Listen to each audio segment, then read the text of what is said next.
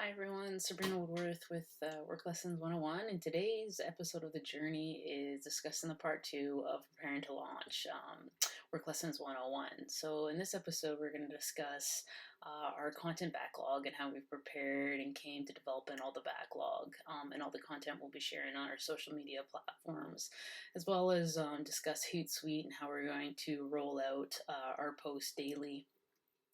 As well as discuss the manuscript assessment I got back from my book, and a few other little tips of starting a business, such as, registering a trademark and registering your business name and so forth and so on.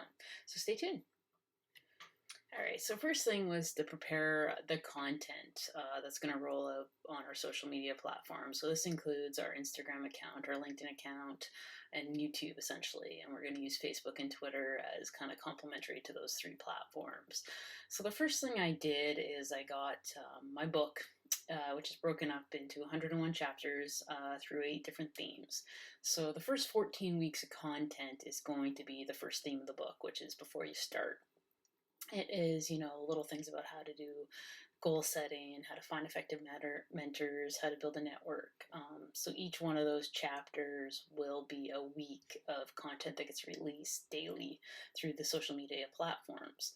So first thing is to break down into, get the theme and then break down the applicable mini work lessons. So we're going to do 12 work lessons a week under each theme. So the first one is be selective in choosing a career. And then there's 12 work lessons that are going to be applicable to that theme, along with a couple paragraphs, little posts in my Instagram graphics that go along with it.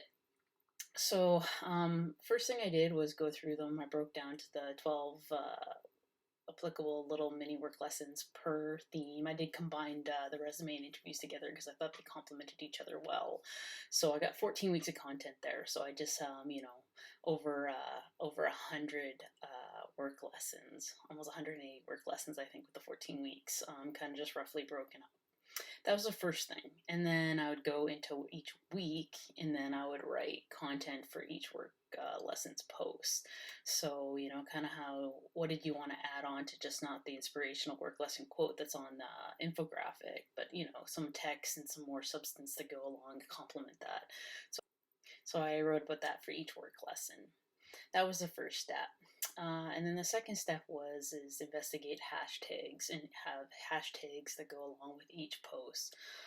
Because I'm doing so much content daily, between 2 to 3 posts daily on each one of my social medias, not YouTube of course, but my Instagram and my LinkedIn, I just wanted to be able to cut and paste them from my Word file right directly online to make it easier and have that healthy backlog. So my goal was to have 8 weeks of backlog before I rolled out and launched the company, which I have now.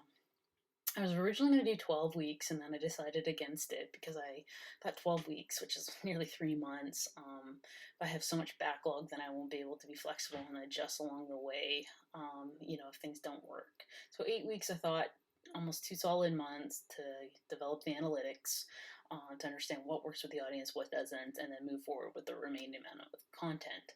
So that's what I decided was 8 weeks. So I have 8 weeks of content now, 8 weeks of infographics developed now with my trademark on it. As you can see, a few weeks ago I discussed on how I developed my logo. I believe it was episodes 5 or 6. It was actually episode 5 now, designing my logo. And that appears on every single one of my infographics as well as top of my website. That was kind of that took a lot of time, a lot of lessons learned on that. So just in the sense of, how much context do you want to share? You want it to be of substance, but at the same time, you want it to not repeat itself. You want enough content for the entire week that is useful for people and give enough detail. So I think I've done that. So my next episode, which will be about 6 weeks to 8 weeks into the future after launching the social media marketing content, to see kind of what worked and what didn't and what adjustments I'm going to do. So we'll see the before and after of this. I needed the backlog of 8 weeks because, as I mentioned in my episode 6, I had my baby. So I had my son. He takes up pretty much all my time. So I want to post daily and really build that audience, build that following. So I chose a backlog, and that is going to help me so I can just concentrate on engaging with the audience once I roll out. I strongly suggest that. I think that's just going to help you reduce your stress and make you post consistently. So I'm posting, I said, 12 applicable work lessons a week, plus a blog a week, plus an episode of YouTube of the journey, and then start my Q&A show after the launch. That may be too much content that I won't be able to sustain with a young child at home. So we're going to, again, see how that works. That is something I am not convinced. So that gives you a bit of an idea of my backlog. Again, I started with the individual chapters in the book and then rolled those into mini work lessons along with a paragraph and infographic on every single post. And I'll be doing that 12 times a day.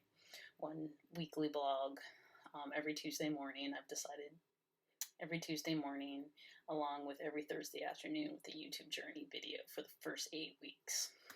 This episode will run on week 7. So after the backlog was created, you're like, how are you going to actually roll it out? What time zones do you roll out? So I did a lot of research on the LinkedIn and Instagram primarily.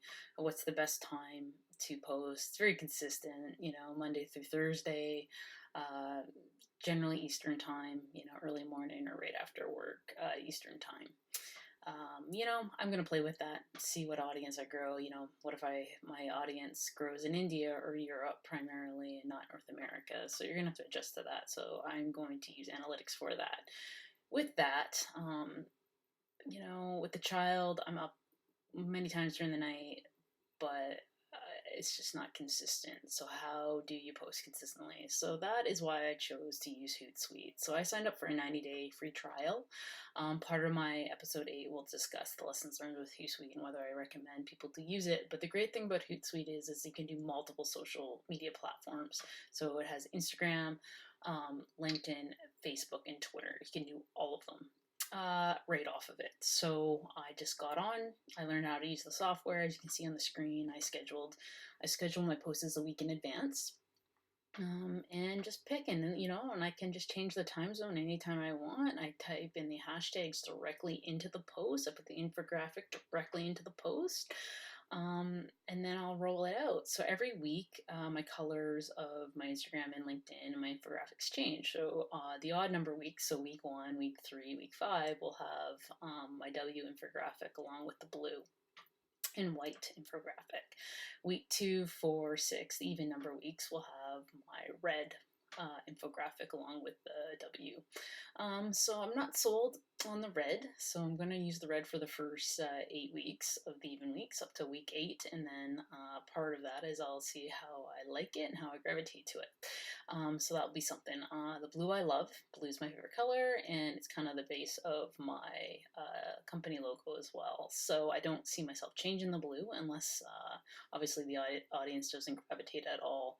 I still think content's far more important via LinkedIn than that graphic, and then Instagram is probably very much the graphic and then the content. Oh, don't get me wrong, content's always important, but infographic, I think, on Instagram drags people in more. But that is part of the learning process and how I'll learn. So again, I do the Hootsuite a week in advance just to, ease my time during the week so I can post consistently.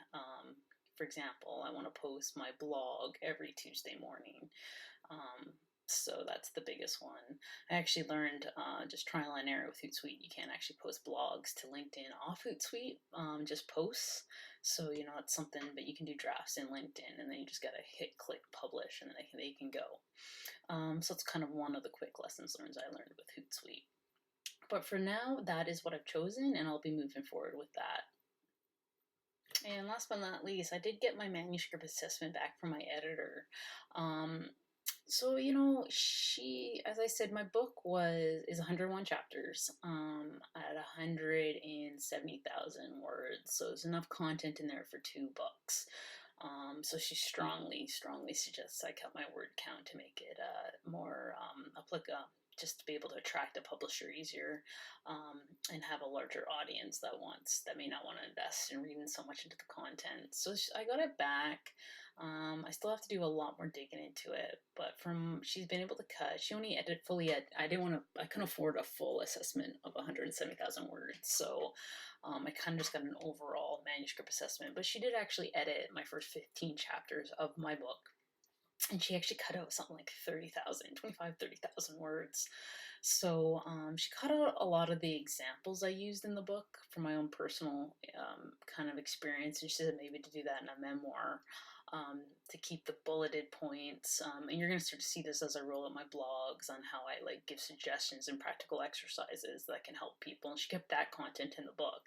I'm not sold on it. I'm still leaning maybe towards just breaking up Work Lessons 101, what they don't teach in school, into 2 volumes, volume 1 and volume 2, so I can keep the content, because I just think the content's good. I haven't read anything on the market like it, and so I think I kind of have a bit of a niche and something that's unique and authentic, and I'm not convinced to cut that out. So part of the next 8 weeks of rollout is to truly learn how my audience grows, and how much detail they want. And then I think I'm going to start to make that decision and potentially start talking to literary agents. Especially if I start to grow a larger social media following, I'll have more leverage to get their attention to potentially read a larger book and really get their suggestions, whether to break the volume up or to truly split the content out and say maybe do a book, for the general public, and then do kind of a workbook that complements it, that will be given to the audience that truly, truly, really likes the content and really, really wants to do the exercises to improve themselves. I'm still kind of up in the air on how I'm going to do that, so I will be approaching that as the weeks go by. Last but not least, one of the suggestions from my colleagues, after I launched my website and they went and reviewed it for me, so I tweaked it.